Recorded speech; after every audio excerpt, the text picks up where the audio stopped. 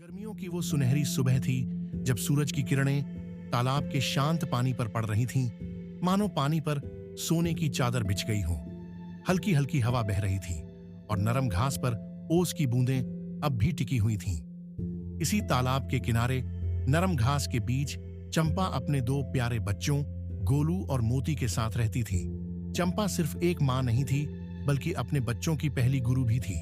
वह उन्हें तालाब में तैरना, खतरे से बचना और जिंदगी की छोटी बड़ी समझदारियां सिखाती थी। गोलू और मोती दोनों एक दूसरे से बहुत अलग थे। गोलू चंचल, नटखट और हमेशा कुछ नया करने की फिराक में रहता, जबकि मोती माँ की हर बात ध्यान से सुनती और समझदारी से काम लेती। उस दिन चंपा ने अपने बच्चों को सैर पर ले जाने का सोचा। सूरज की पहली किरणों के साथ वे तालाब की ओर बढ़े। पानी में उतरते हुए चंपा ने समझाया, बच्चों, धीरे धीरे चलो और ज्यादा दूर मत जाना। तालाब जितना सुंदर है उतना ही गहरा भी है।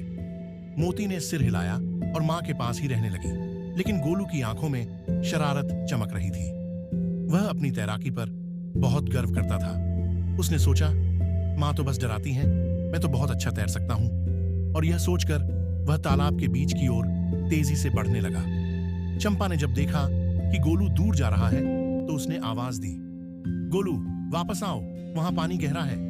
लेकिन गोलू ने अनसुना कर दिया। वह पानी में कलाबाजियां खा रहा था, इधर उधर उछल रहा था। अचानक एक तेज लहर आई और गोलू को बहाकर दूर ले गई। गोलू घबरा गया। उसकी सारी शरारत एक पल में गायब हो गई। उसने पानी में हाथ पैर मारे, लेकिन लहरें उसे और दूर ले जा रही थीं। तालाब के किनारे से चंपा ने यह सब देखा और उसका दिल एक पल के लिए कांप गया, लेकिन वह घबराई नहीं। उसने तेजी से सोचा और फौरन गोलू की ओर तैरने लगी। मोती भी घबराई हुई किनारे से देख रही थी। उसकी छोटी छोटी आंखों में डर झलक रहा था। चंपा ने बहुत चालाकी से तैरते हुए अपने पंख फैलाए ताकि ज्यादा लहरें न उठें, और धीरे धीरे गोलू के पास पहुंची। गोलू अब पूरी तरह डर चुका था। उसकी आंखों में आंसू थे। डरो मत गोलू, चंपा ने प्यार से कहा, बस शांत रहो और मेरी पीठ पर चढ़ जाओ। गोलू ने कांपते हुए मां की पीठ पकड़ ली और चंपा उसे धीरे धीरे किनारे की ओर ले आई। जैसे ही वे किनारे पर पहुंचे, गोलू कांप रहा था। उसकी आंखों से आंसू गिरने लगे। मां, मैं बहुत गलत था, गोलू सिसकते हुए बोला। आपने सही कहा था, लेकिन मैंने आपकी बात नहीं मानी। चंपा ने मुस्कुराते हुए प्यार से उसके सिर पर चोंच फेरी और कहा, बेटा, गलती करना बुरी बात नहीं है, लेकिन उससे सीखना जरूरी होता है। अब तुम समझ गए कि माँ की बातें क्यों माननी चाहिए। गोलू ने सिर झुका लिया। हाँ माँ, अब मैं आपकी हर बात मानूंगा।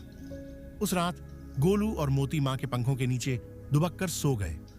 गोलू को अब एहसास हो चुका था कि माँ की ममता और उनकी सीख ही उसकी असली सुरक्षा है।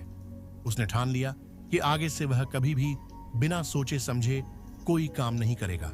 चंपा अपने दोनों बच्चों को प्यार भरी नजरों से देख रही थी। तालाब का पानी चांदनी में चमक रहा था और दूर से झींगुरों की हल्की हल्की आवाज आ रही थी। इस छोटे से परिवार की जिंदगी तालाब के शांत पानी की तरह चल रही थी, हर दिन कुछ नया सीखते हुए, प्यार और समझदारी के साथ।